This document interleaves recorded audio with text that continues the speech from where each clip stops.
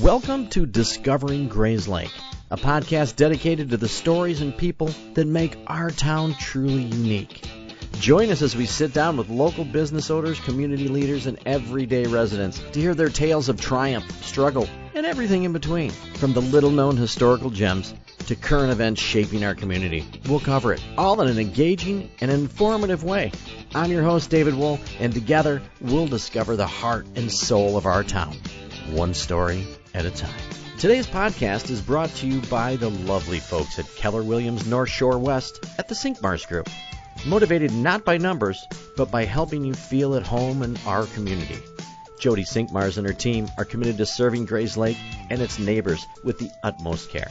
Call Jody today at 847-767-7358 or visit the Sinkmars Group online at sinkmarsgroup.com to get started on the path for the home you love right now. This podcast is also brought to you by the Cashmore Financial Group. Financial advice for everyday people. Turn your financial stress into financial success. Call us today, 847-231-6150. All right, ladies and gentlemen, welcome back to another episode of Discovering Grays Lake. I am super jazzed.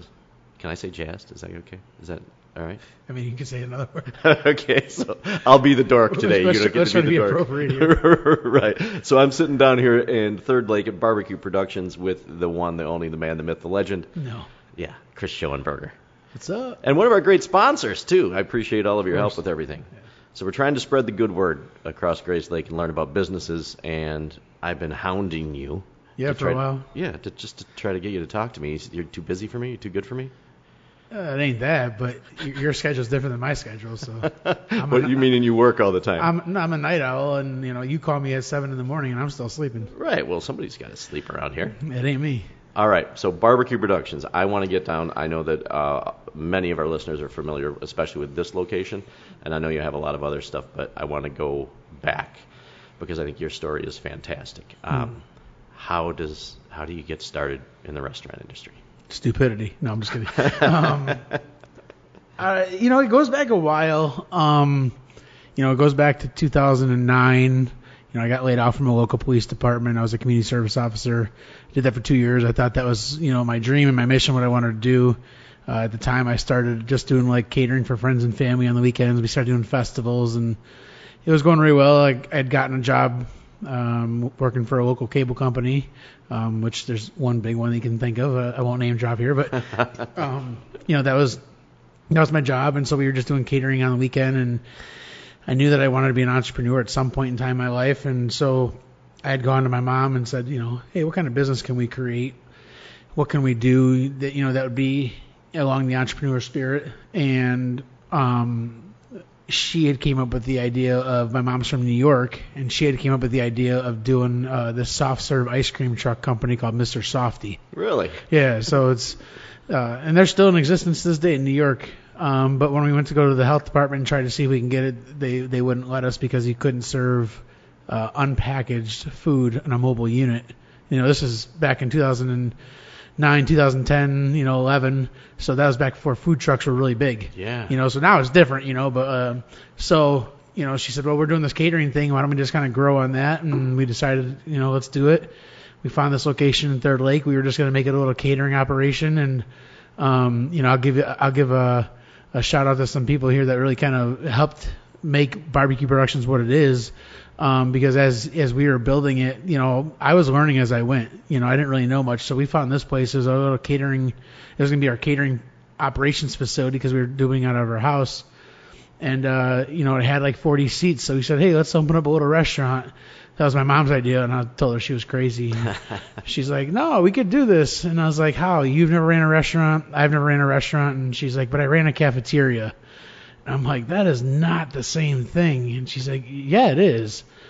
And so, we kind of jumped in feet first, and we originally were going to do like a takeout counter type service. And it's crazy because a lot of people don't know this, but, we're sitting here in the patio, but if you go over to that table right over there, which is underneath that big TV there, which is right behind the cashier stand, right behind there on the wall, and it's kind of a cool story, but behind there on the wall, there's a water pipe coming out of the wall. So at the table if you back your chair up into it, you're going to hit a water pipe and water's going to go gushing everywhere.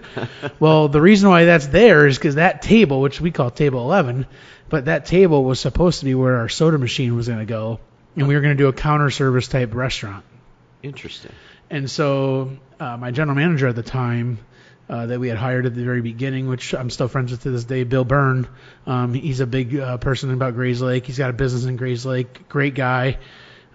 He came up with the brilliant idea of let's do full service. And to this day, I am a full service restaurant because of his initial idea and his initial words to say, hey, let's do this as a full service restaurant. So we quickly capped that water line. So it's still sitting there. I mean, if you open up the water valve, water comes gushing out and sprays the ceiling. Make sure to sit in table 11. Yeah, sit at table 11. Just don't open the water valve.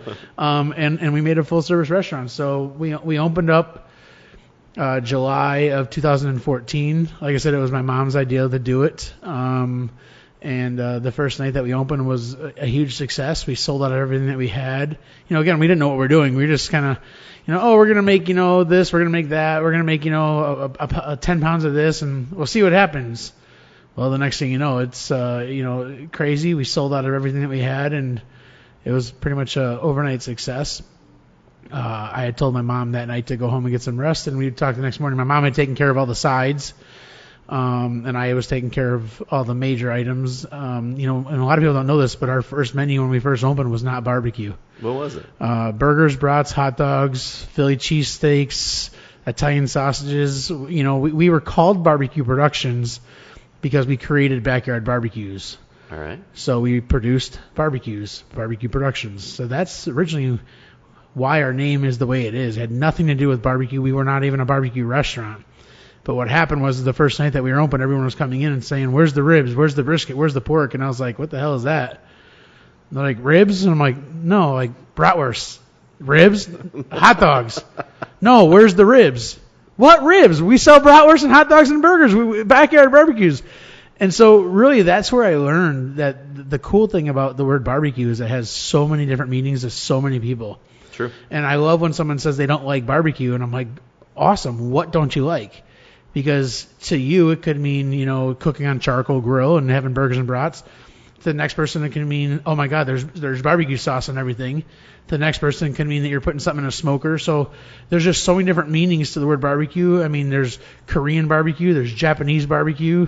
One of my favorite type of barbecue is Korean barbecue. I also love Mongolian barbecue. Right. So there's just so many different versions. So I love it when someone says that they don't like it. So that's, why BBQ Productions is called what it is. But so the night that we had opened, I told my mom go home and get some rest, and we would converge the next day. She was going to tell me we were going to start writing down recipes on how she did sides, and I was going to start writing down the recipes for my burgers, brats, hot dogs, and all that.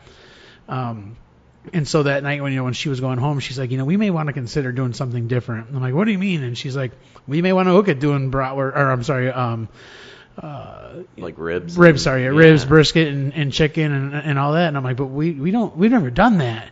She's like, but you're going to get people asking all the time for that stuff. And it's like, yeah, but we produce backyard barbecues. Like we're, a small, like, she's like, just saying we might want to look at this. I was like, well, let's talk about it tomorrow. Well, the next day my mom had never came in. And so I figured she just, was tired and, she didn't, she maybe went to sleep, blah, blah, blah. And so that night when, my wife and I were done here, we went home and I was like, hey, we never heard from Mom today. Let's go check on her. So we drove over to her house and, there's a lot of stuff in between it, but, we're going to try to keep this into a positive podcast. So I'll just say that my mom unfortunately passed away at her house. The night after you opened? Sometime between the night that we opened the restaurant and the next day that was when we found her. When I found her, she was still alive.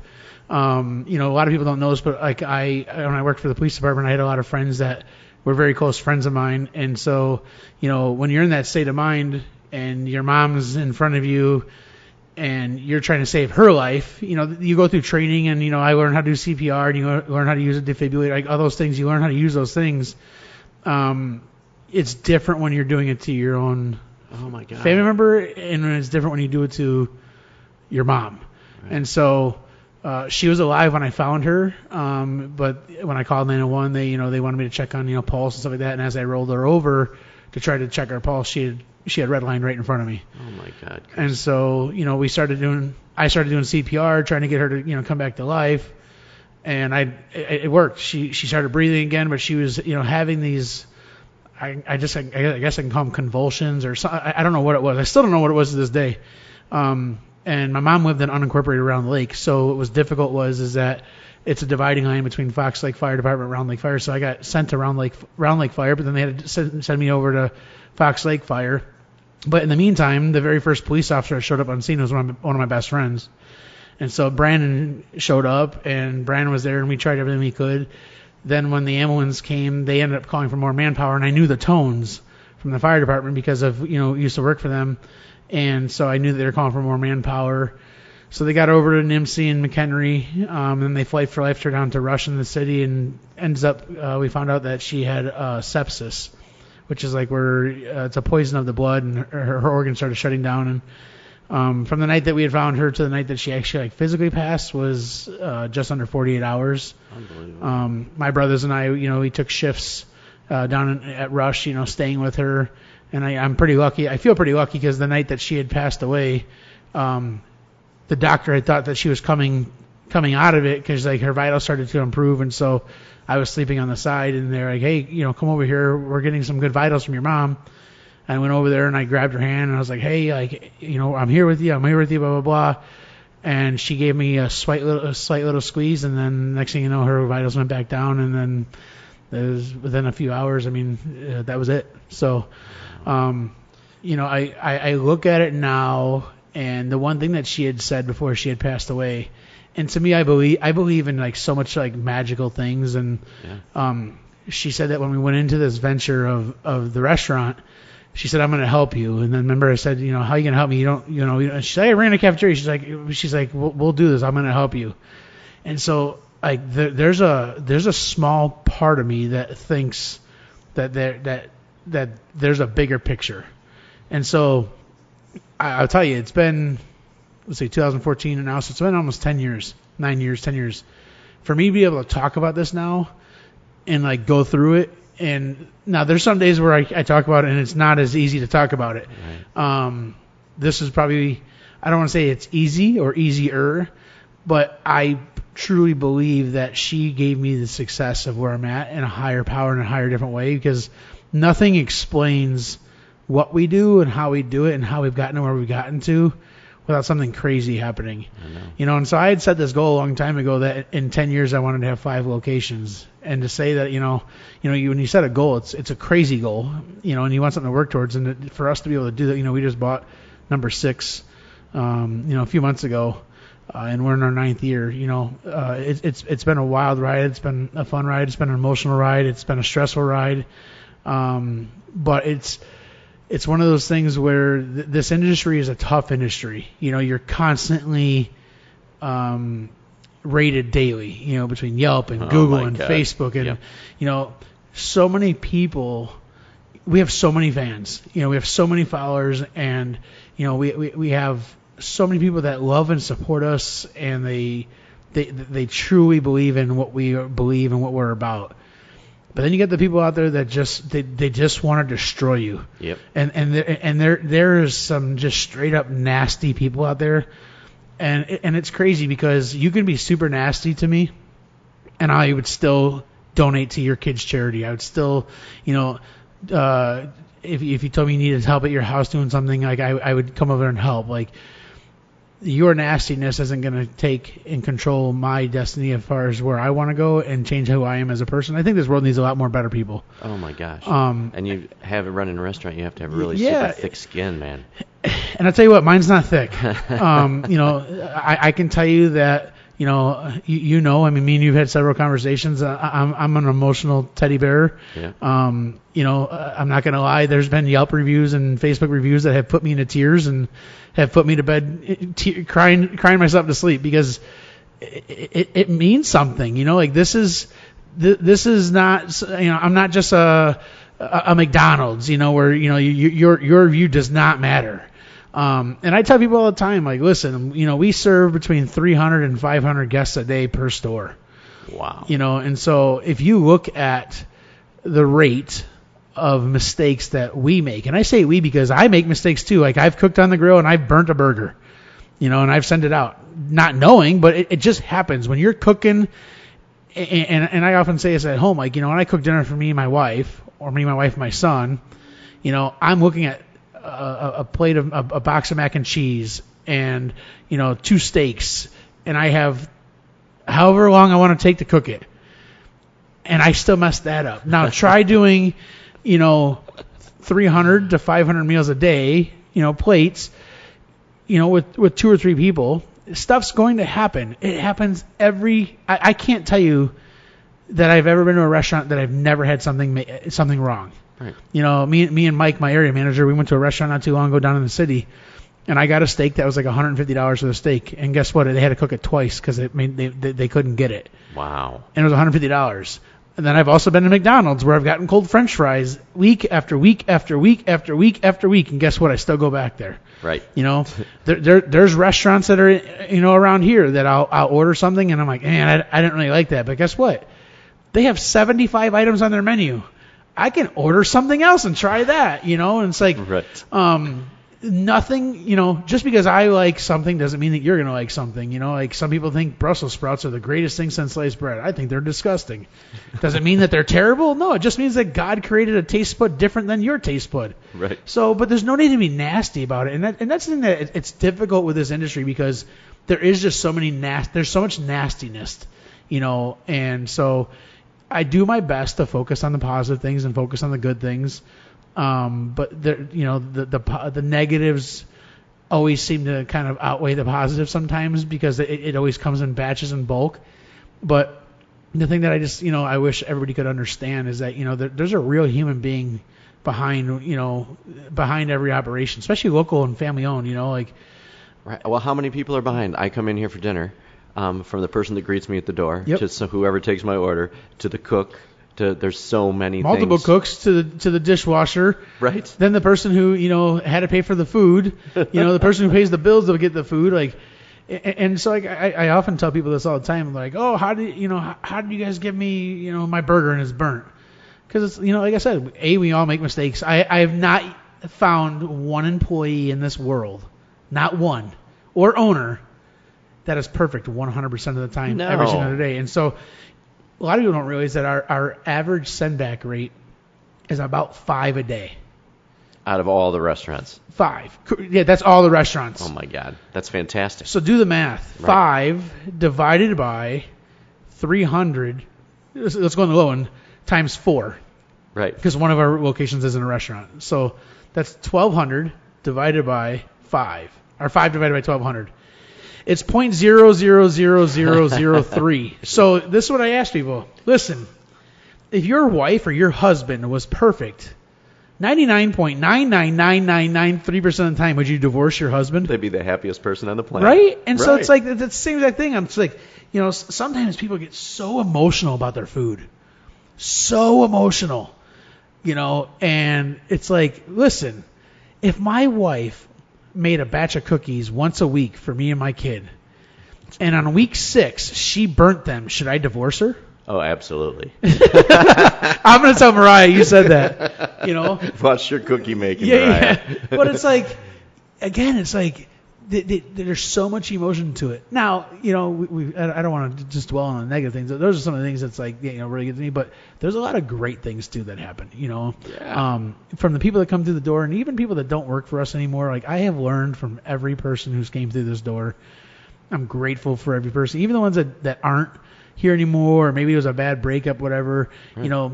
I am super grateful for every single one of them. Unfortunately, when you own a business or businesses, you got to make a lot of bad decisions. Right. I'm sorry, not bad. You have to make a lot of tough decisions. Yes. And so, have I made some bad ones? Absolutely. Have I made some good ones? Absolutely.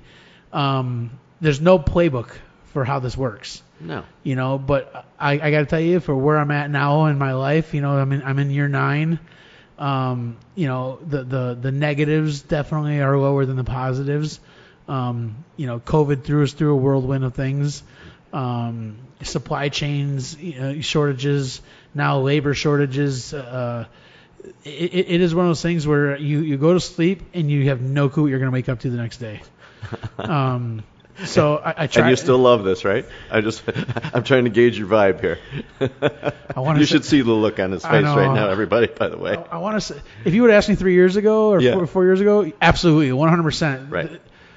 It's been a tough 4 years, man. Yeah. And I say 4, but since COVID, like I thought COVID was tough, and COVID was nothing. I would take another COVID over what we're going through right now, any day of the week. But it has been a struggle. It has been these last 24 months has just been brutal, and it's put me through the ringer emotionally, physically.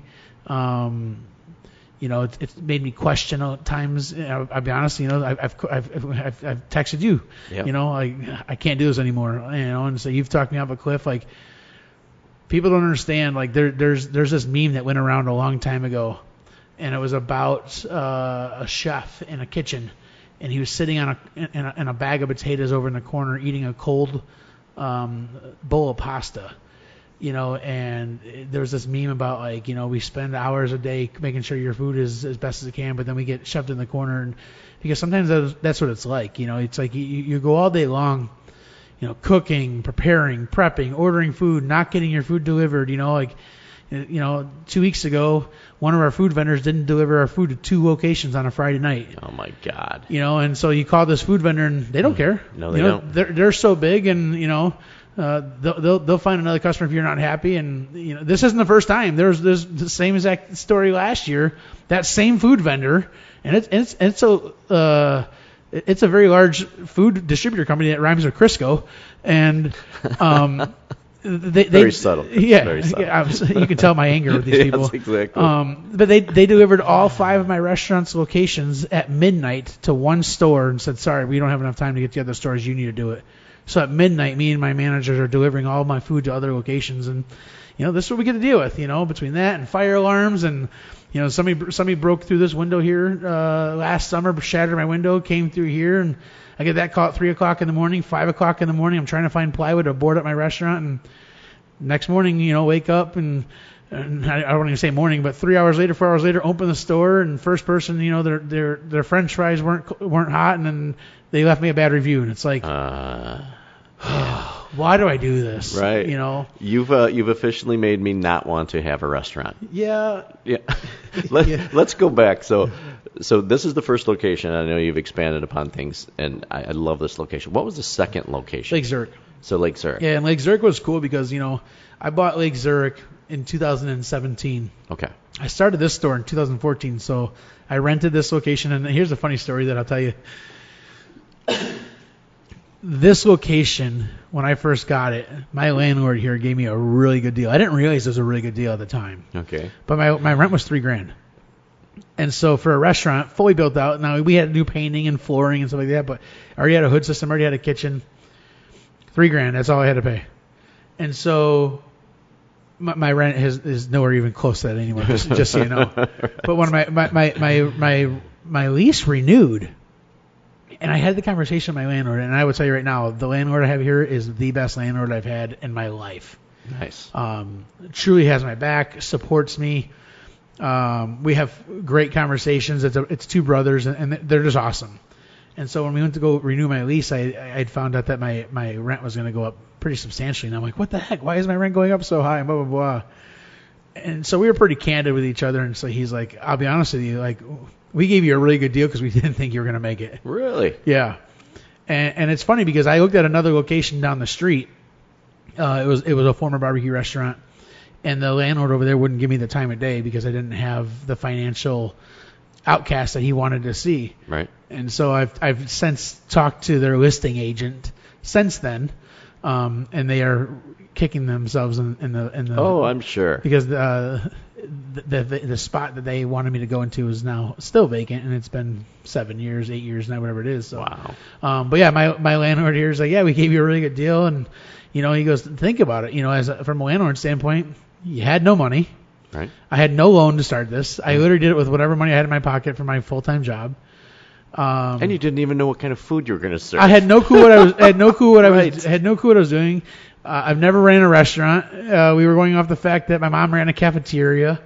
So it's people like that. They actually took a chance on they you. 100% did. And so when you look at that as an overall picture, and as a landlord, the cards are stacked against that person. Right. So they didn't want it to be that person like, oh hey, we're going to charge you $10,000 for rent.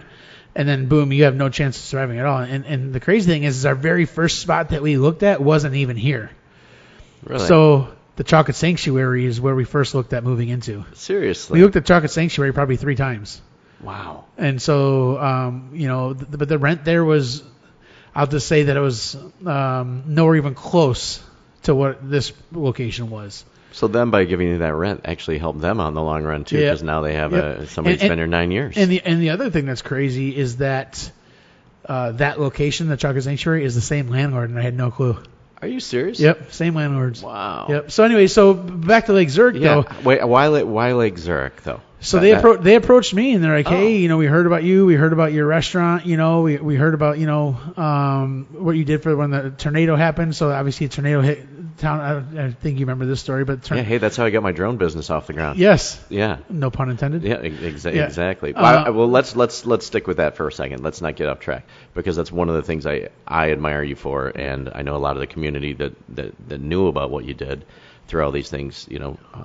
Big admiration for your giving. Giving back. So tell me what you did. Tell everybody what you did. We're going back to this, or Lake Zurich? Screw Lake Zurich. Right. We're going tornado. So within I want to say about a month of us opening up this location, Grays Lake and Wildwood, Round Lake got hit with a tornado. It started, if I remember correctly, where the pizza place is, because I remember the pizza place's sign ended up in Grays Lake, and their place had gotten pretty much leveled, and it went all the way through Grays Lake, went through I believe downtown Grays Lake, and then went through Wildwood, and it happened. It was the week of the fair. I remember that because I was just shut down the Lake County Fair. It was a Sunday, and so we got back to the restaurant. Tornado hit, and it's crazy because when I look back to it now, I remember it like it was yesterday. There wasn't even a flinch in what I had thought. It literally happened without even thinking. I didn't call employees and say, hey, I'm thinking about doing this. Should we do it? And it's crazy to think about it. It's like looking back now and it's like, how did that happen? Like, what made me do it? And I have zero answers on why or how. But I remember the first night that I went out, I literally loaded up my truck with 2 coolers of ice, and I had a bunch of Gatorade because I just finished the fair. Right. So I had all my coolers full of waters. I had all my coolers full of Gatorade, all my coolers full of soda. And I went up to every single person that had a flashing light on their vehicle. So whether it was ComEd or Nicor Gas, a police officer, the fire department, whoever it was, and I said, here's a drink for you, just stay hydrated. And then we emptied out our coolers, we came back, we filled them up again, and we went back out again and did the same thing. And that was until the wee hours of the morning. And I remember the intersection I went to was actually down here by the old fairgrounds, by the mobile. And that's where the heart of the tornado had hit, because it wiped out that whole entire street. Yep. And I literally stayed there for hours and just was handing out stuff like crazy. And so the next day, we're sitting inside the restaurant, and I literally I start making phone calls. I'm like, hey, I need 100 cases of burgers. I need 100 cases of bratwurst. And everyone's thinking I'm crazy. They're like, you just opened your restaurant. Like, you guys are that busy? And I'm like, no. This isn't for the restaurant. I'm going to go in the community and feed them. And they're like, you're going to do what? Like, where are you going to get the money for that? I said, I don't know, but you guys gave me 30-day terms, so I'll figure it out. And so sure enough, I just started, getting stuff, and I went, and here's the thing, thinking back now, I don't remember how I ended up on the street corner that I ended up on, but I ended up setting up on a street corner. I don't remember if somebody put me there or if I just did it. That I don't remember. But we set up on a street corner. I had my food trailer from the fair, because we picked that up, and I'm like, shoot, let's just drop it off. So we dropped it there, put up a bunch of tents, and the next thing you know, people were like, hey, can we donate some stuff to you? And I'm like, yeah, that'll help. That'll help big time. Right. And so I still have the picture on my phone of just that street corner, just full of, I mean, if I had to guess, over 200 cases of water, over 100 cases of Gatorade, and it happened in a matter of a day, and we never left that street corner. We stayed there for, I think, 9 days. Really? So you were just handing food and we and stayed there. drinks out to everybody? We parked a trailer there, and we cooked and served every type of food item you can think of. We started out with burgers and hot dogs and stuff like that, but we had pizzas. The California Pizza Kitchen, which is no longer around, they brought us a bunch of pizzas and they donated. People were bringing out water and Gatorade. So sodas. Who were you serving? Was Ribs. it the first responders? Anybody. People that didn't have power. People that didn't have, Right. There was people who just came by. They lived in Mundelein, and they're like, I want to get a free meal. So they came, but we didn't. Anybody that wanted anything, just come by and we'll feed you, no questions asked. Wow. And I just did it. There wasn't a thought in my mind like, hey, I'm going to do it for this reason. I just did it because I felt that was the right thing to do. Right. And I would never in a million years have guessed that people would remember it like they do to this day. Oh, everybody does. Everybody does. Dave, I'm telling you right now, daily, I still get people who say something to me about it. That's awesome. And for me, it wasn't a big deal to me. I just did it. You know what I'm saying? Like, so when people say like, "Oh my God, I still remember you did the thing about the tornado," and it's like, thanks. That really makes me feel good. Right. But I had no clue that people would remember that for so long. Weren't we just talking about the world needs more kindness? It does. It does. And so. But that's not the only thing that you've done to give stuff out. Give me some other examples. I know during COVID you did a lot of stuff. COVID, we did. Our goal was 10,000 meals to first responders, hospital workers. We did 14,444. You 14,444. It was a good number too. It's a great number. Yeah, so that one was cool because what we did is we figured out what our bare knuckle price was on a pulled pork sandwich with a side item and I think a cookie, or I forgot what we did. It's been a while, but we figured out what our bare knuckle price was, and so it was just shy of like $10. I think it was $10 or maybe it was $8. I don't remember the exact dollar amount, whatever it was, and we put like a penny on it. To round up, it was an even dollar amount, and we allowed people to be able to go online and actually pay to give a meal to a first responder, a hospital worker, a fireman, police officer. I remember that. Yeah. And so, what that allowed us to do is it allowed us to pay for the food that we were getting. Yep. It allowed us to pay the employee who was making it. It allowed us to pay the person to deliver the food that was helping us and pay for all of our utilities. Like, it was the bare knuckle price so that we wouldn't profit, but we could stay alive. Right. Stay afloat. And help people. And so we literally did that for... That's genius, man. 3 weeks. 3 weeks, maybe 4 weeks. And again, it actually was 4 weeks because remember I said we were going to do this in a month. And it was our final number we ended up stopping at was 14,444. And the way that we were able to track that is because that's what we sold on our website. Right. Because we did it on our website, and people were donating from all over the world. I had somebody, a friend of mine that was on vacation in Europe, and he ended up buying, I think it was 50 meals from Europe. Wow. Because he saw it on our Facebook. Wow. So how did you get the food to the people? We delivered it. Did they give you any problems with that? Because I know that it was a little. Some places, I remember a couple of police departments, they wouldn't allow it, so we went to the police department.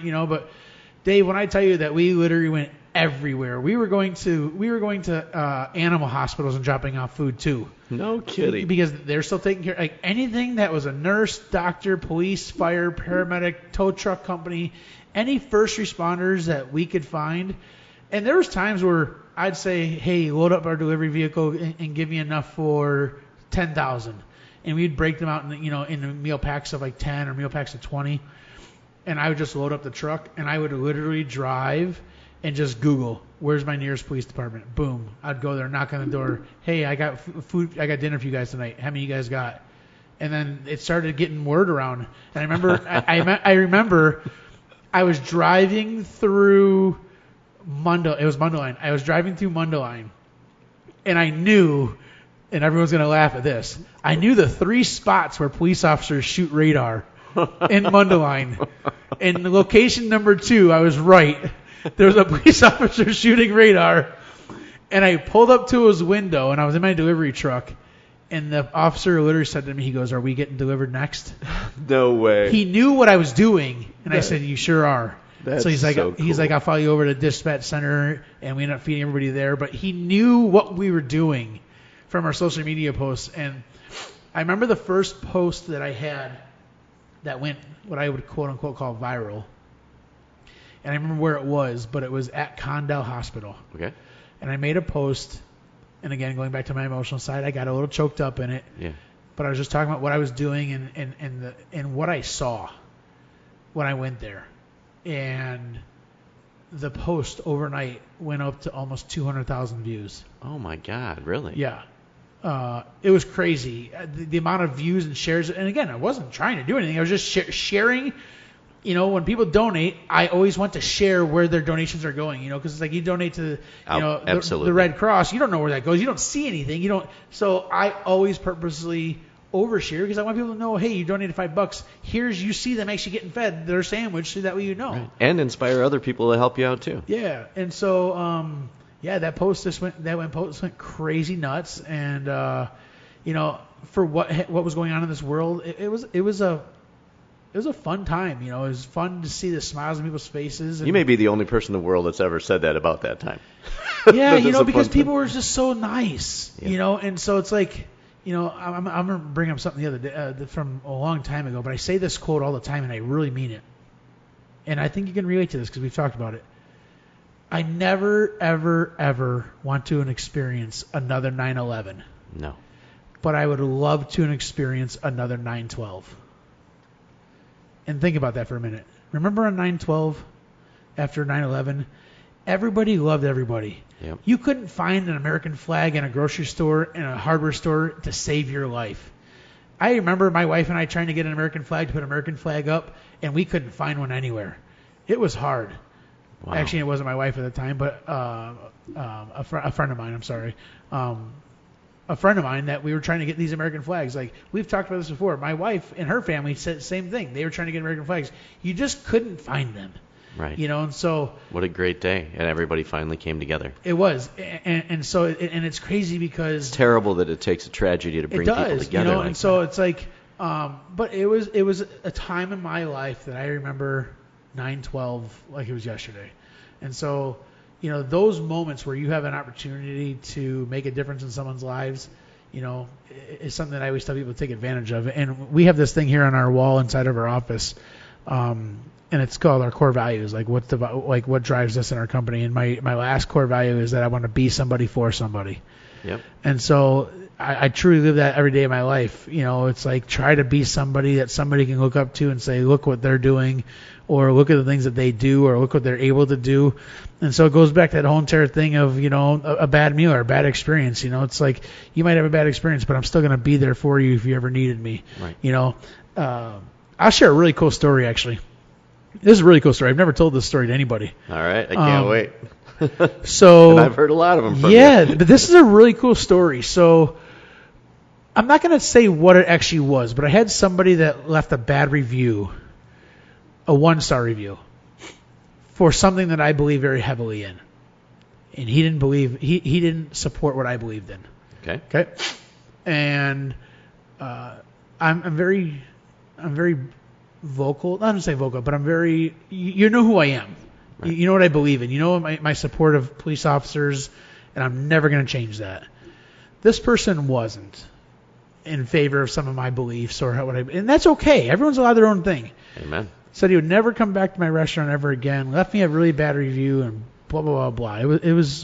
It's one of the ones that kind of put me in a really bad place for a couple of days. And someone had to say like, hey, no one everyone's going to believe in what you believe in.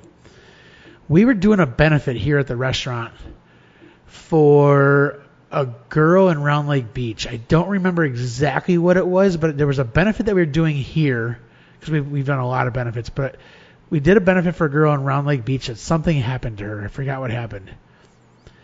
And this guy came in. And I remember his name like it was yesterday. I'm not going to say the name because it's not important. But we'll just call him Bob O. It's not what it is, I promise. Okay. But he walks in. He's got a bag of food, and I'm sitting at the end of the bar down there.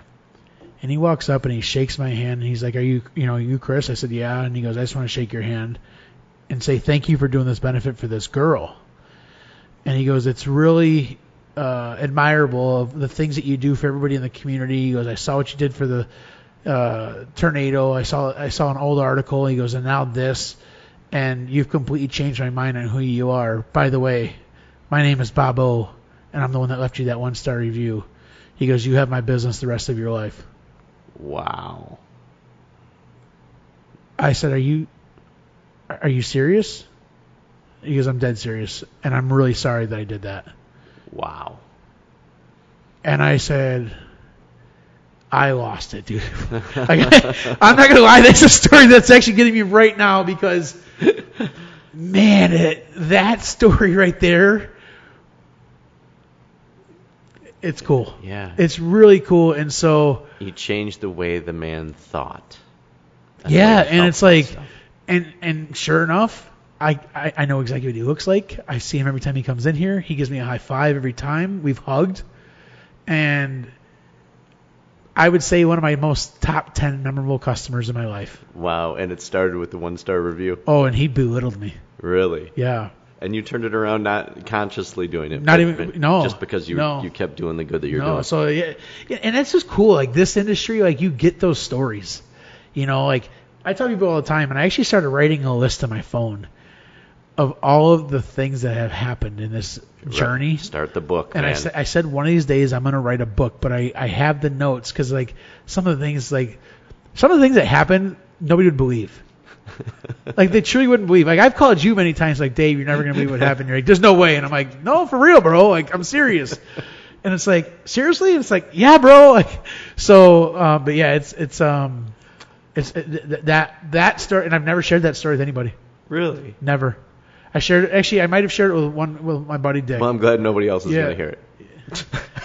Hopefully everyone hears it now. Right. And he's still a customer. He's still a customer, yeah. Wow. Hey, let's talk about Lake Zurich.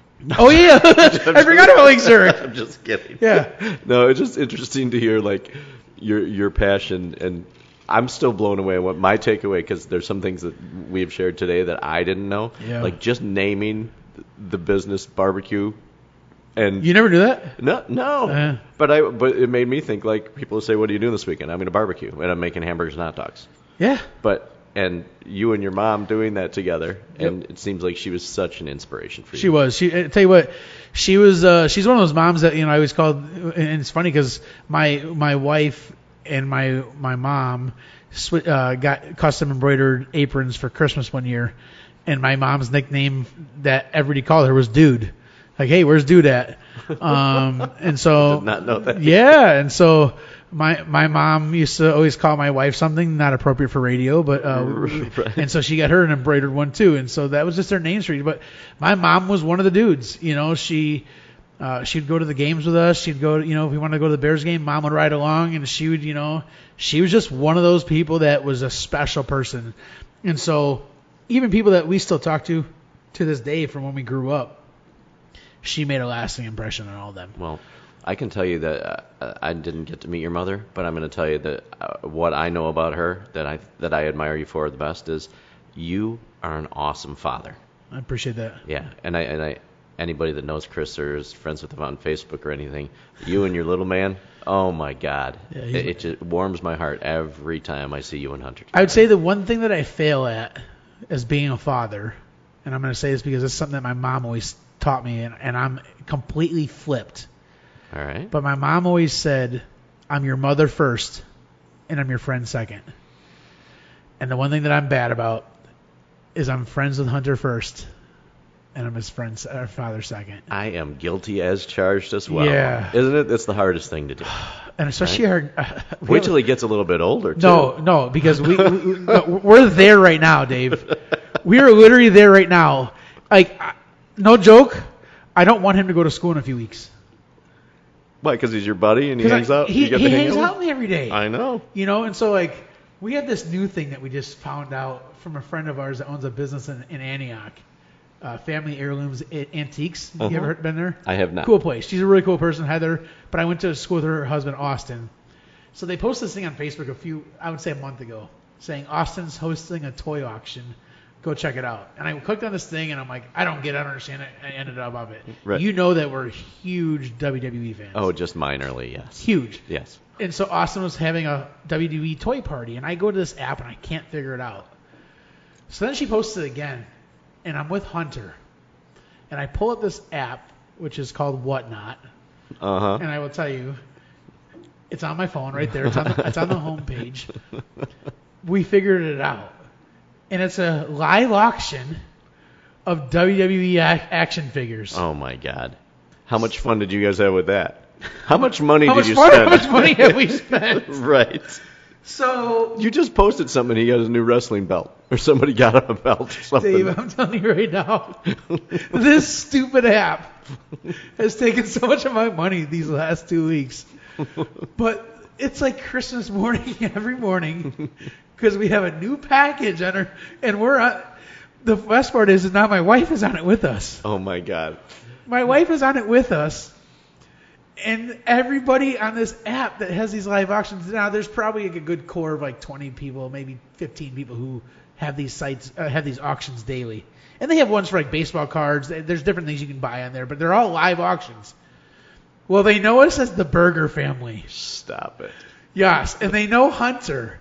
So literally, people have now been sending Hunter gifts and saying, hey, here's a couple action figures. We got a couple extras. This is for Hunter. We had one the other day. Hey, we know that you just had Baby Austin. Here's one for Baby Austin. And it's a Stone Cold Steve Austin, because Hunter's named after Triple H. Baby Austin's named after Stone Cold Steve Austin. So yeah, you're a little bit of a WWE fan. Just a little bit. So right. This stupid app. and I will tell you that in the last month we have probably purchased, I don't know, 100 action figures. Oh my God. Yeah. Well, I hope he sticks with it, and I hope he likes it. Otherwise, you're going to be running the auction. No, tell you what, man, the amount of love and passion that Hunter has for whatever you call this, talking on the microphone, like sports broadcasting, sports analysis, sports statistics. He's into it. Is stupid. Really? Stupid. Like when I say like stupid, smart. Right.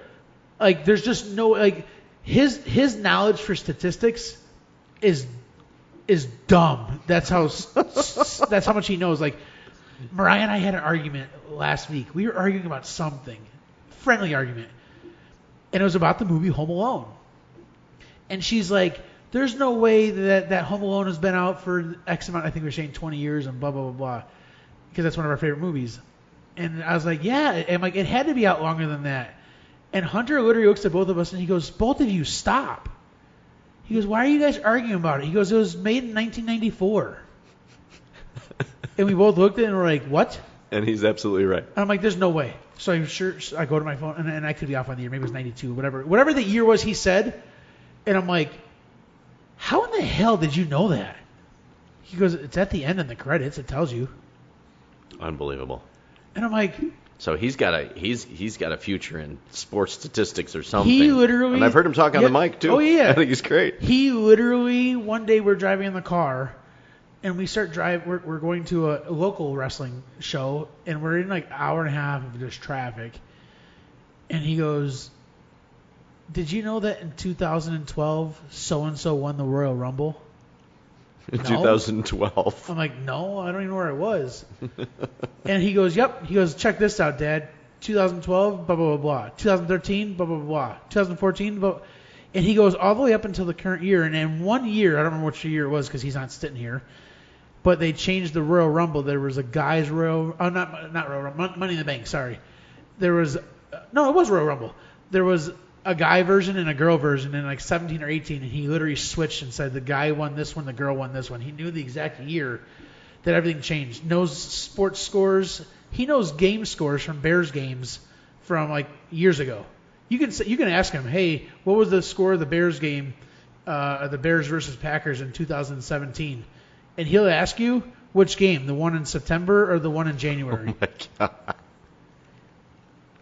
No clue. So yes, he loves sports. He literally he has this like chalkboard dry erase board he carries around with him through the house, and if you touch it, he will scream bloody murder. But he just writes the sports scores and stats from different games and days and Bears, or not Bears, but... So what's he going to be when he grows up? He better not be in the restaurant industry. He wants nothing to do with it. Oh. He does say now that he's the HR. Oh, he's Yeah, HR. yeah. So he I've seen him at the Christmas party. He is kind of like yes, HR. yeah. He did try to fire me the other day, and I said, please do. But yeah, I told him with all the money that we invest in wrestling for him, he better get into wrestling some way, somehow. He's a great kid. He truly is. He provides so much joy and excitement. He's been through, a lot with us as a family. His sister passed away, which we've talked about that. Yeah. We just had another baby Austin, with a surrogate. A friend of ours, carried a baby for us after we tried for 13 tries, and just had a surrogate that I went to school with when I was younger, and truly an angel and a blessing. And I tell you what, surrogacy and doing a surrogate is truly something that is magic and amazing. And like the biggest gift you could get from anyone, right? I literally told our surrogate, her name is Julie, and I literally told Julie and her husband Ray, you've seen them on Facebook with us, and they're part of our family now. And there was nothing that I could say when Austin was born after everything that we've been through. We've had problems all of our lives. We tried 13 tries to have a second one. We succeeded on try 13, and unfortunately she passed away when she was born. And Hunter experienced all of this. Yeah, that's tough. And so he just wanted to be a brother so much. And so when he finally got to be a brother to Austin, and it was through a surrogate, a friend of ours, Julie and Ray, and that is beyond a gift. There's no word that I can even tell you what it means, but the joy, and I tell you what, I didn't get to see it with Austin or with Hunter, but I get to see my child born. Wow. Because when Hunter was born, he was born within 3 minutes of Mariah knowing that she was in labor. Oh, wow. And I was at the house when it happened because her water broke so early and she was on bed rest. And so I got to, me and Mariah got to cut the umbilical cord together. And, it was truly incredible. Like the biggest joy. And we made it part of our business. We shared it with everyone on social media. Right. And people knew who Ray and Julie are now. And, they know about baby Austin. And so, it was truly an incredible journey. It's something that I recommend to everybody and everybody. Just the amount of joy that it has brought into our lives, and it's so incredible. Right. So are you done with children now? We won't talk about that. That's not a conversation. Another podcast for another day. I can tell you a funny story though. Yeah, of course you can. And then we'll go on to Lake Zurich. When Hunter showed up at the hospital, we brought him there to see his brother. He goes up to Julie, puts his arm on her shoulder, and says, "Thank you so much for making me a big brother. I cannot tell you what this means to me, but just so you know, I really want a sister." Oh my God, Hunter! And I'm like, this kid, unfiltered, but straight up. So the day we bring Austin home from the hospital, we're sitting on the couch. And what's Hunter do? He goes up and he says, "Hi, I'm your baby brother. Welcome home to our family." And he grabs his hand, baby Austin's hand, and he smacks himself with baby Austin's hand and does a backflip like he's a professional wrestler. He goes, "You got to give me the first move." Oh my God! And I'm like, Hunter, he's not even 36 hours old. Right? Can we hold off on the pro wrestling moves? But they are truly best friends. Austin laughs and giggles with him like no other, and it's a really cool. It's been really cool, man. Like, man, you've had a lot of fun stuff. Yeah, those two things right there, like Hunter and Austin, and like I truly understand now. Like I used to give you so much grief about a family and the boys and all, like the kids and all that. I am truly a family man. You are. I truly am. Like I don't want to leave my house anymore. I just want to be with my kids and my wife, and I just want to I'm 39 years old, and I don't like going anywhere.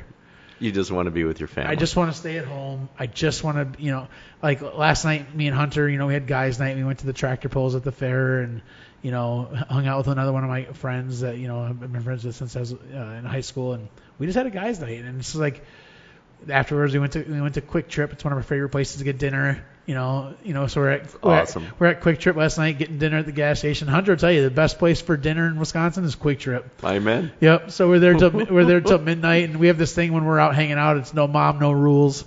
So we're going back to the friends before dad, yes, right? Yeah. I see how this works. Yeah. And Hunter told Mariah the other day, he's like, "Yeah, me and Dad are gonna go on vacation." I said, "We are?" He's like, "Yeah, don't you remember?" He winks at me, and I'm like, "Oh yeah." He's like, "Yeah, no mom, no rules. We're going on vacation, remember?" And I'm like, "Sure." I don't know where we're going. Hilarious stuff. So, but anyways, back to Lake Zurich. Okay, before we talk about Lake Zurich, Yes. I have to do this because I need to make sure that I mention my sponsors in here. So, this is a little something we do called the Grays Lake Hot Seat. And this is brought to us by our friends at BBQ Productions in Third Lake. Why not Lake Zurich? This is brought to you because it's the Grays Lake podcast. So we're not going to talk about Lake Zurich. We're never going to get there. Lake Zurich will be another topic. Right, we'll have to bring Hunter back to tell us about that. Oh my God! All right, so he'll try to fire you. I'm probably already fired by the time he's listening to this. All right, so you just give me your answer as fast as you can to any of these questions. I've heard he's on the other ones, so I know. Same ones. Oh, I don't know. Maybe I'll switch them up. Oh, God. This is going to be a stupid one for you because I probably won't even know your answer to this. Okay. Name the last celebrity you've met. Professional wrestlers. Yeah, like I said, it's probably somebody I don't Undertaker. know. Oh, I do know the Undertaker. Yeah. What's the last thing you purchased on Amazon? Oh, my God. WWE action figures. Of course it is. Your favorite band? You know what's funny? I literally just thought of this topic the other day. I'm going to have to go with Metallica. All right. What's your guilty pleasure? What's that mean? Like if you watched, use smaller words for me. Okay, we'll skip that one for you. Like, do you sit home and watch 16 and Pregnant or something like that? Like what's something? Shark Tank.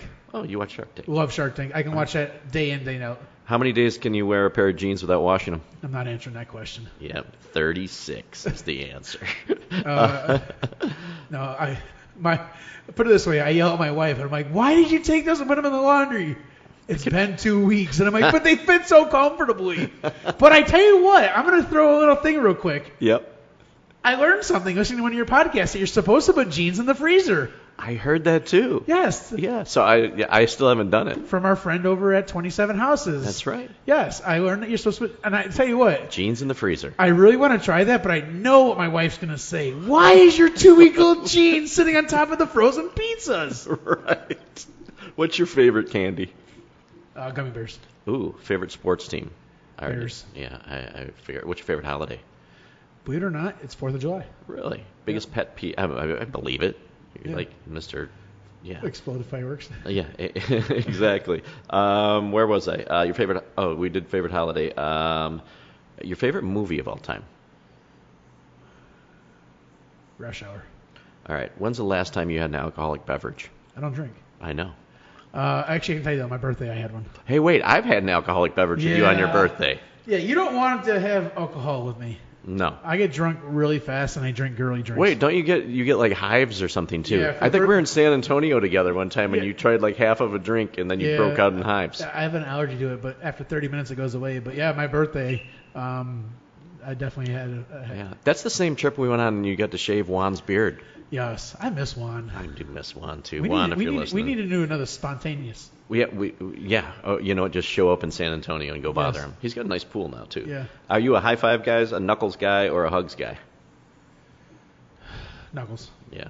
What makes you sweaty? Working out. How many times do you work out a week? Never. Actually, wait. When I wake up and I have to get out of bed. What is your biggest fear?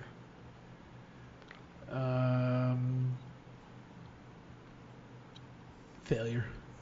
Yep. Which a lot of people have. Yeah.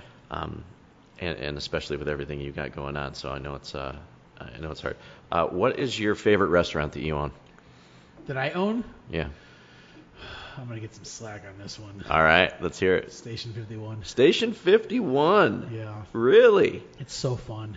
Is it because of the theme of it? Because of the... I tell you what, man. That's why I wanted you to meet you there, because it is such a fun restaurant. It really is. It's in the building of it, the authenticity of it. I mean, I tell people all the time when they go there, please check out my bathrooms. My bathrooms are so cool. You love the bathrooms. Dude, they're so cool. It was so fun building it. And it's just... You got to put your passion and what you love into another... And it's crazy because I built a firehouse-themed restaurant, and I built it with a friend of mine. Remember the friend that showed up when my mom passed away, Brandon? Yep.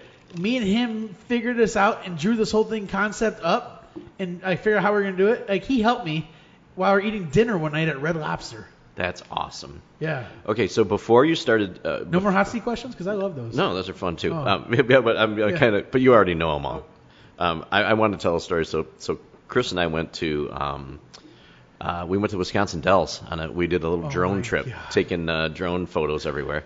I'm not going to tell... I would tell you that was probably one of the best spontaneous trips that I've ever done in my life. No joke. Really? It was great. Number 2 would be San Antonio, because that was pretty cool how we did that. Right. But I can honestly tell you one of my top 5 memories of my life was Wisconsin Dells. I'm honored. And that was during COVID. I think we were one of the only ones at the Wilderness or something. We had a suite that was like way on the other side of the building. They had to keep people away from each other. And then we rented a pontoon boat, and we went around the all through there and doing drone photography. And I'm not going to tell you who, but it wasn't me who crashed their drone, and it's still swirling around. I think it's the Wisconsin River. In the bottom there. And it fell out of the sky for no reason. No, it hit the tree. Oh, yeah, you did hit the tree, and then it went in. But by the time that we tried to go get it, it was gone. Yeah. It was gone. I was so mad, too. I know, and I still give you shit to this day. Yeah. That you're the one that crashed it.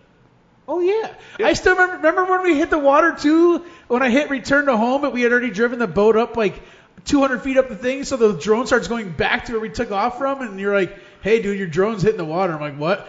Shit.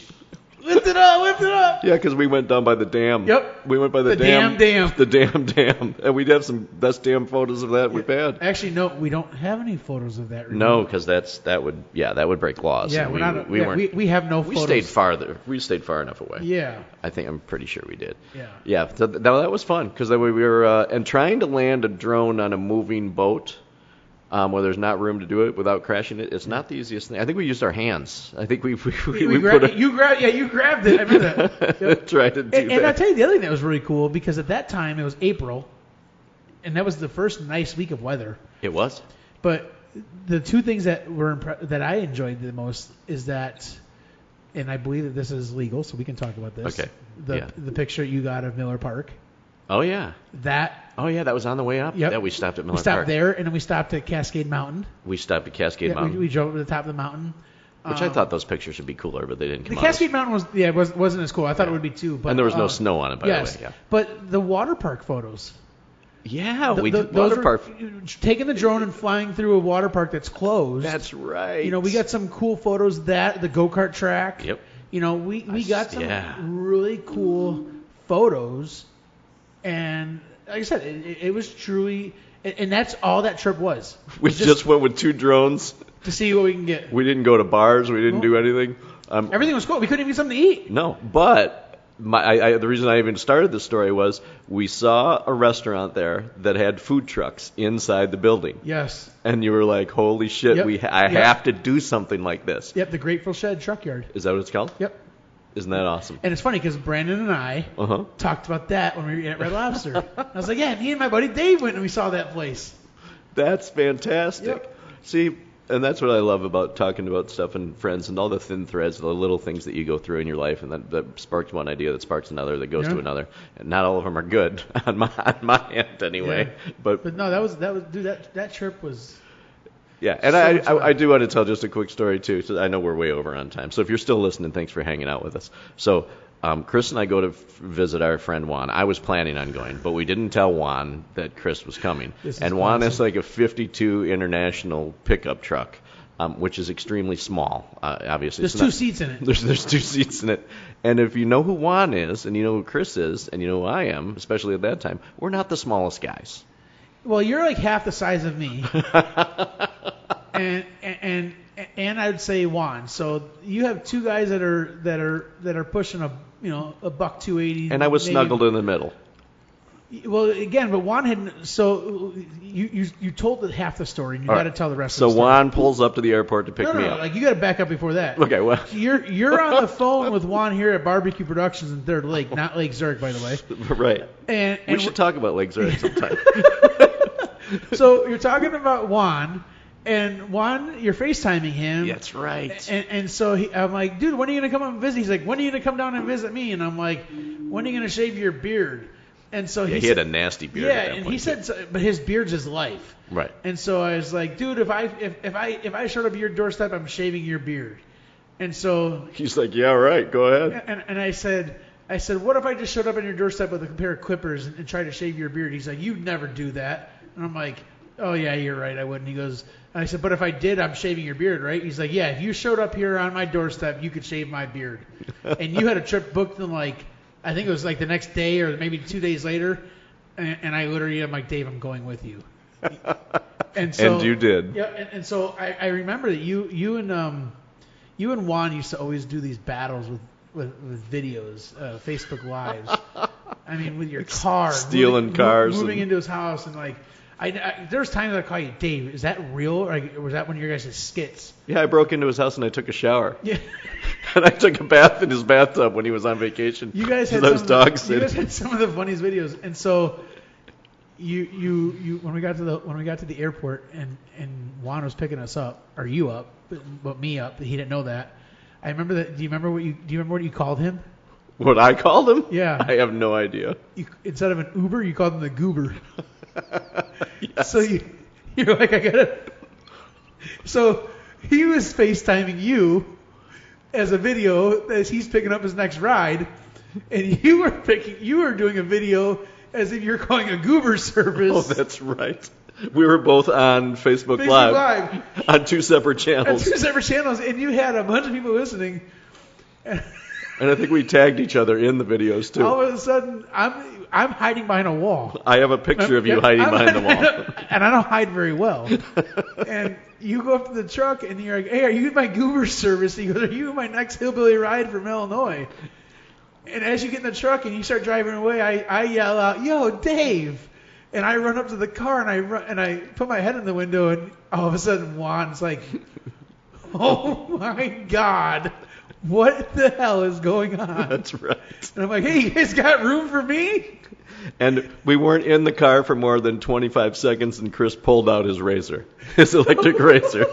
And I think you do. I think we were still on Facebook Live, and you may have snipped a couple hairs on him as we're driving. That got on me, sitting bitch between these 2 big dudes. In a 2-person truck. Right, 1950 International. That only has a suspension rated for about a 300-pound person. Right, we were 1,000. You probably got 850 pounds sitting inside the truck. That was a good trip. And literally, I remember when we shaved his beard. Uh-huh. His wife was so mad. Oh, she was not happy. She was livid. But I tell you what, man, that was by far. That was great. And we still left. Oh, and also on that, also on that trip, my stupid idea that I have my big red camera. Oh my God! And we went down because I was doing the motorcycle podcast thing there. So we're in front of the Alamo, and I'm holding a big camera. And Juan has a microphone, and I would yell out loud, like, ready, we're going live in 3, 2, 1. So these crowds of people are around us at like, the hey Alamo. Guys, there's a TV show here. There's the news live. And so you guys would just start asking questions about random things, and they're like... I don't even think I turned the camera on at the time. And these people are like, what news agency are you with? And then I remember the one time you guys were interviewing and you guys were asking questions. So do you know Dave Wohl? That's right. And the guy's like, no, never heard of him. And you were like, yeah, I heard he's a big a-hole. And they're like, yeah, I've never heard of him, but he sounds like one. And remember, there's one guy that says, do you know who Dave Willis? Yeah, I think so. That rings a bell. And then you went up to the girl that was selling the. Oh, she was the official flavor, the like an ice, like a snow cone lady. It was dill pickle flavored. That's right. Snow cone. And you're like, it's the official flavor of the Pigeonhole podcast. And I also don't think Juan's wife was very happy with us that day. I think him and her daughter was there too, and we're like, we'll be like 20 minutes. We were there for half the day. We were half the day, just having fun, seeing who would look at us and who wouldn't. So anyways, back to Lake Zurich. Yes, so tell me about Lake Zurich. So how about, because we're way over on the timers. How about this? Let's name the restaurants that we have. So we got BBQ Productions, Third Lake. Allegedly, there's Lake Zurich, and that's BBQ Productions. Yeah. And then Station 51. Oh, you forgot BBQ Productions in Kenosha. Oh, see, BBQ Productions Kenosha. I've never been there. Yeah. And Station 51 in Antioch. You never been there? I've still not been there. Yeah. So that's restaurant-wise. Yeah, we have the operational contract over at the Lehman Mansion. So we run the Lehman Mansion with our new catering company called Elite Productions, ELYTE. And that's your company? Yeah, that's my company. It runs all of the food operations and booking operations at the Lehman Mansion. So if I want to have a wedding or any kind of party at the Lehman Mansion, I call you? No, you don't call me because I don't know. Because you're at home playing with action figures. Yeah. You call Jay, and I tell you what, Jay's my catering operations director. And between him and his wife and his crew of over 20 people, they do an amazing job there. And it's funny because Jay and I worked together a long time ago at the cable company, and I worked with Jay's brother before that at a local hardware store. If you were to tell us back when we started this company in 2014 that we'd be doing what we do at the Lehman Mansion with the amount of knowledge and experience that we had, right? I tell you, you're crazy. But the events that he produces there. I would put Jay and his wife and his crew up against any person that runs events. He's one of the best, truly. And I'm not just saying that because I own the company. Right. I am blown away at what he does at the Lehman Mansion. Nice job, Jay. Jay's his own special person, and you should see the smirk on Chris's face right now too. Look, there goes his crew. That's the second time his crew just drove by. Really? Yeah. I mean, he special place in my heart for that man. Wow. Like truly, I'm honored. I'm blessed. I'm in the process right now working on my will, and he's actually in part of my will because he's just been that much of a inspiration in my life and a big part of my company, and just does one hell of a job. And I'll tell you what, you want to talk about, me, and we talked about earlier, people, having a bad experience. I can honestly tell you that in the years that Jay's been with me since 2015, I think since 2015, Jay has maybe had 2 complaints. Wow.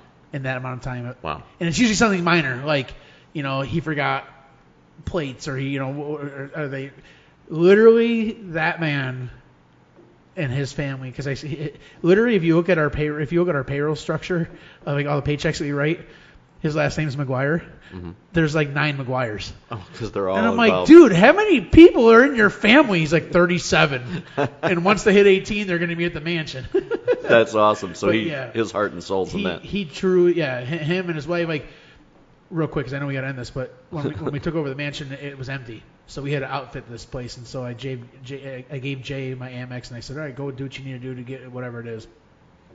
Started seeing these bills and these invoices coming in, and I'm like, we bought a couch from 1947?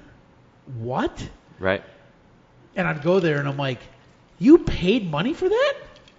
But then I see what he does with it and how he uses it in a wedding or how he uses it, and I'm like, holy cow, dude. Like, he bought this, and I don't even know what the heck you call it. It's the ugliest piece of furniture you can ever find in your life. Like, I saw he spent, I think, $500 on this, like, this chest thing or whatever it was. Well, then he found some company out of Aurora that restored it, and then they engraved with, like, calligraphy writing, like, wedding verses into it, and it's a customized cake cutting table.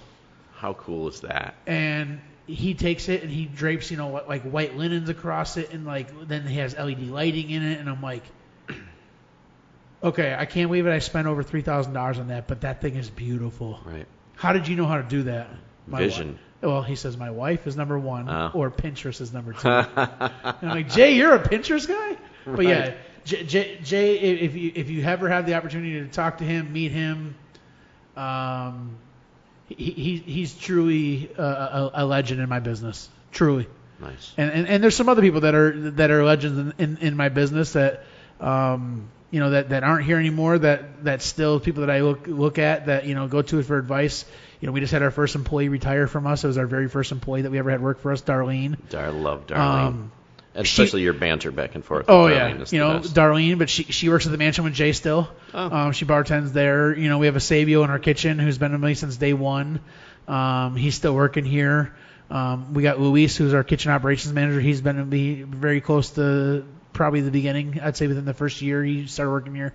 We have some really longevity employees.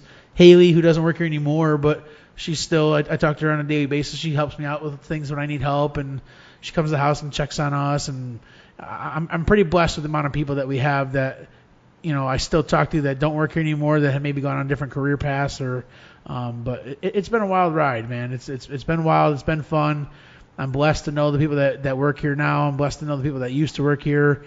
I still stay in contact with as many as I possibly can. I mean, sometimes they don't end as well as I'd like them to, but right. Usually life has a full circle, and at some point in time, paths cross, and I've gotten to shake hands and apologize for maybe a mistake that I made. Maybe I terminated somebody I shouldn't have, and maybe things didn't go the best, but now we're friends. And so, I always tell people, like, you never know what's going to happen in life. I'm not perfect. I make mistakes every day. But at the end of the day, I'm living as best as I can, and making the best journey I possibly can, and making sure that I make a difference. And at the end of the day, I'm trying to live up to my core values and make sure that I'm going to be somebody for somebody. Right. Your mother would be very proud of you, dude. I think so. Yeah. She's missing out on a lot, but people say, oh, she still knows. I'm like, yeah, it's different, but yeah. It's as much as I don't talk about it as much as I probably should, there's a lot of fun things, but I can tell you right now, it's definitely stressful, and so I always tell people, I have one video on my phone that nobody even knows about, but it's when I was at one of my lowest points of being a business owner. And I remember that, again, going back to being emotional, I was leaving Lake Zurich, and I was done, Dave. Like I called you a few weeks ago and I was struggling. Yeah. This was probably one of my lower points, and I cried from Lake Zurich to Salem, Wisconsin.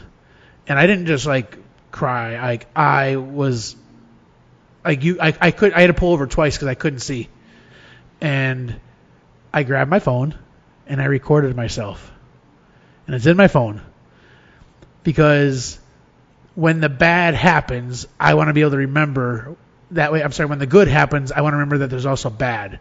But I also want to remember where the lowest point was. And that day, I felt like I was at my lowest point. And I even say in my video when I'm recording myself, I'm talking to myself saying, hey, you're never going to be here ever again.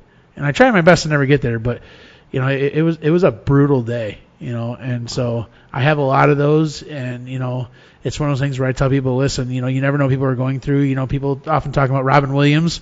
Yeah. And you just never know. And so I can tell you that as a business owner, I go through those same things, and it's tough. It's really tough. But I have a lot of friends that, care about me, and you've reached out numerous times.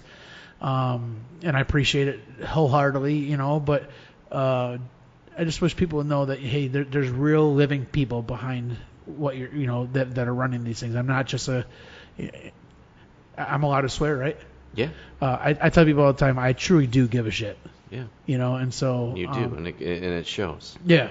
I will do everything I possibly can to make things right if something ever happens, if somebody gives you the opportunity. So, right. And I know that that's hard too, because just looking at you and with all the employees you have and the people you serve, there's a lot of stress and a lot of pressure put on you to make a lot of people happy. Yeah. And stress is the is a low word. I never really realized that between all the companies, I have 125 employees. Oh my God.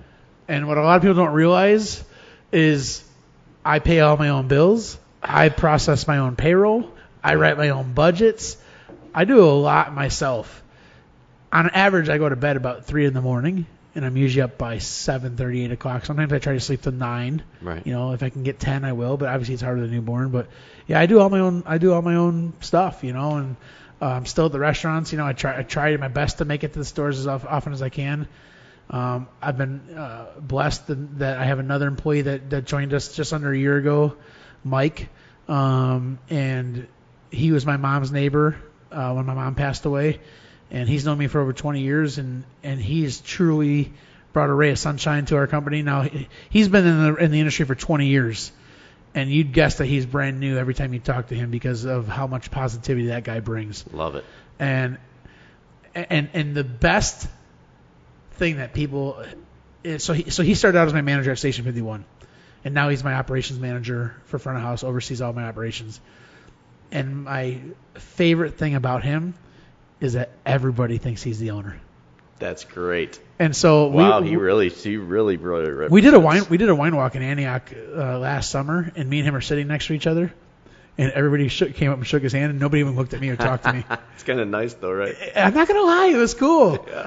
And then at one point he introduced me. He's like, "Well, this is Kris." I'm like, "Mike, shut up! If they think you're the owner, let you have it, bro. I don't need I want to be at home and I'll pay the bills and do the payroll. You can be God to these people. I don't care. Right. Just handle But truly, an amazing person has talked me off a ledge numerous times. Has brought positivity out of things that are negative for me. Really good at words. Really good with customers. People love him. And truly special that he's on our team now, and that's what this is about. It's finding the right people, and executing things that we need to have. The guy that oversees all my kitchens, Luis, he's a magician in what he does, and it's 2 years ago, Thanksgiving was the first time that I never had to work any of the Thanksgiving meals we do. We do over 200 Thanksgiving meals on Thanksgiving week, and literally I'm not even allowed in the kitchen. Really? Oh yeah, these guys are like, you're in our way, you're slowing us down. So yeah, Luis is special, and I honestly couldn't be any happier with what I got and the staff that I have. I got a great team, and I got a lot of people been with me for a long time. Another guy, it's funny. One of the guys that I helped when the tornado happened, John, he works for us now. Oh my God. And he's been with us since right after the tornado. He came working for us. He was a delivery driver for a local pizza restaurant. Came working here, and he's been with me since day one. That's awesome. Almost day one, yeah. That's awesome. All right, we got to wrap up here. Sorry, buddy. Yeah. No, you want to talk about Lake Zurich? No, we're not going to talk about Lake Zurich. We'll have to do a Discovering Lake Zurich podcast. We'll just do a whole one on Lake Zurich because I feel like it needs. But folks, if you have not been to the Third Lake location here, if you haven't been here, or Station 51. Stop it. You're crazy. Because I haven't been there. Yeah. But come support local. And they do have barbecue here. Yes. We don't have burgers. Actually, I'm sorry. We do have burgers. We actually have some really cool burgers. We don't have bratwurst. We don't have hot dogs. Here we don't have Philly cheesesteaks, but the original Philly cheesesteak is on the menu at Station 51. Nice. Yep. So. Nice. But no, the nice thing here is you can bring the whole family here, and they're all going to find something good to eat. So I encourage everybody to come out, support Kris, support the crew out here. Kris, thank you so much for taking the time with me today. You sure you want to talk about Lake Zurich? No, I'm not going to do it. So once again, thank you for listening to Discovering Grays Lake. Make sure to, and I hate to say it all the time, but subscribe on your favorite listening platform, whether you're on Apple, whether you're on Spotify. Make sure to hit that subscribe button so then every time a new episode comes out, your phone will pop up, and you'll get a new episode to listen to. So, all right, now you're going to act like that. All right, everybody. Kris, thank you very much. I'm Kris Schoenbereger. That's Dave Wool. And we're something. Yeah, we're out. Oh, we're out. Yeah. And like a fat kid dodgeball. That's right. And Juan, we're coming to San Antonio. All right. See you later, everybody. Bye.